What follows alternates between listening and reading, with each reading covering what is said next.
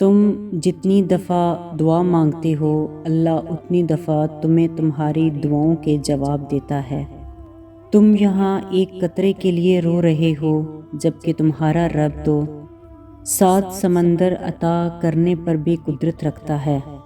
کیوں مایوس ہو تم؟ آج بھی اس رحمان کی رحمت سے نہ روکا اور نہ ہی ٹوکا اور نہ ہی خالی ہاتھ لٹایا۔ مانگنے والوں کو وہ امید سے بڑھ کر عطا کرتا ہے۔ اچھا گمان رکھو اس سے، وہ بڑے غور سے تم کو سنتا ہے۔ دوران سجدہ تڑپ کر اللہ کو لگائی جانے والی آواز قبولیت جتنا اثر رکھتی ہے۔ اللہ تو کہتا ہے، میں پکارنے والے کی ہر پکار کا جواب دیتا ہوں، تو تم کیسے سوچ لیا تمہاری تڑپتی ہوئی آواز وہ نہیں سن رہا، تمہاری پکار کا جواب نہیں دے گا؟ بس تم صبر رکھو، وقت آنے پر وہ تمہاری پکار کو بھی سنے گا اور جواب بھی بخوبی دے گا۔ تمہاری ہر وہ دعا جو تم نے پوری شدت سے مانگی ہے وہ اللہ کے پاس بہت سنبھال کے رکھی ہوئی ہے۔ وہ تب تمہیں نوازے گا جب صحیح وقت ہوگا، جب اس کی مصلحتوں کے تحت تم نوازے جاؤ گے، اور بے شک تمہاری عرش تک کی گئی کوئی صدا بھی خالی نہیں جائے گی۔ ایک ایک پکار کا جواب وہ ضرور دیتا ہے۔ یقین جانو یہ مشکلات محض چند گھڑیوں کی ہیں، وہ تو معجزات کا مالک ہے، معجزے کرنا اس کی شان ہے۔ معجزے بھی تب ہوتے ہیں جب راستے دشوار ہوتے چلے جاتے ہیں، لیکن تمہارا اللہ پر توکل تمہیں تھامے رکھتا ہے۔ اگر اللہ نے تمہاری اس ہتھیلی کو خالی ہی رکھنا ہوتا تو وہ تمہیں کبھی بھی ان ہاتھوں کو جوڑ کر دعا مانگنا نہ سکھاتا۔ جب اللہ نے تمہیں دعا کی توفیق کے لیے چن لیا ہے تو اس نے تمہاری دعاؤں کی قبولیت کے لیے کن کو بھی منتخب کر رکھا ہے۔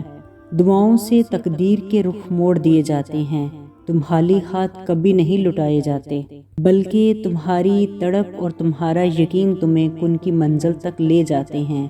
اللہ تمہاری دعاؤں کو قبولیت کے ایسے رنگ عطا کرے گا کہ تمہارے صبر میں گرے ہر آنسو کا حق ادا ہو جائے گا۔ صبر کا دامن نہیں چھوڑنا، وقت بدلے گا، حالات بدلیں گے، دعائیں قبول ہوں گی۔ تمہارا رب جانتا ہے کہ اب تم صبر کرتے کرتے تھکنے لگے ہو، مگر وہ تمہیں بے حساب نوازنا چاہتا ہے۔ سمجھ لو کچھ ہی دوری ہے، تم منزل کے پاس ہی ہو۔ کوئی بھی نایاب شے لینے کے لیے وقت درکار ہوتا ہے۔ صبر کے ساتھ شکر کو بھی اپنائے رکھو، وعدے کا وقت قریب آ گیا ہے، تو پھر یہ مایوسی کیسی؟ تم جو چاہتے ہو اسے اللہ سے مانگ کر پھر اسی کا فیصلہ اسی پہ چھوڑ دو۔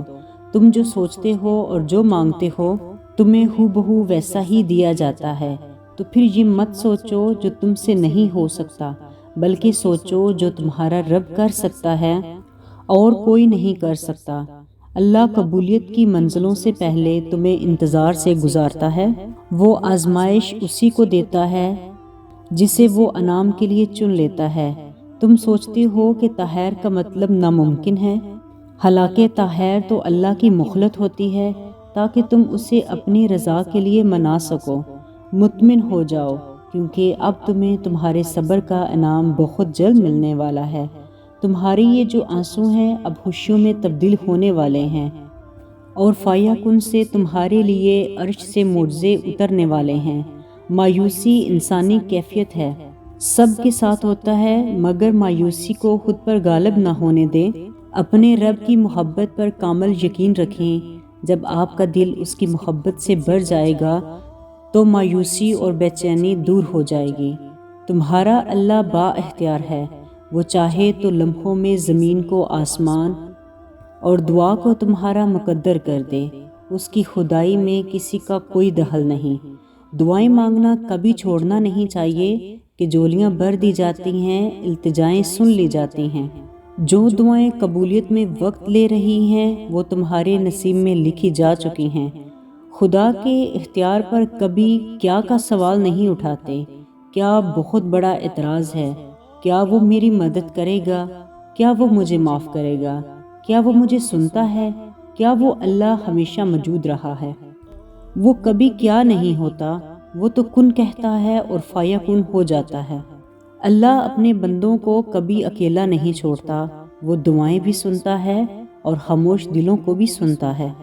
تم اللہ سے اپنی دعاؤں کی بہتری مانگا کرو، کیونکہ جب ہم اللہ سے اپنی دعاؤں کی خیر طلب کرنے لگتے ہیں تو اللہ بھی من پسند چیز کے لیے نہ تو آزمائش سے گزارتا ہے اور نہ ہی اس چیز کی طلب لگاتا ہے جو ہماری نہیں ہوتی۔ جب اللہ دینے پر آتا ہے تو وہ بھی دے دیتا ہے جس کا ملنا تمہیں دعاؤں سے بھی ممکن نہیں لگتا۔ جب دعا کرو تو پورے یقین سے کرو، اللہ سے اصرار کرو، بار بار کہو، زور دے کر کہو۔ اللہ بچوں کی طرح مانگنے والوں کو بہت پسند کرتا ہے۔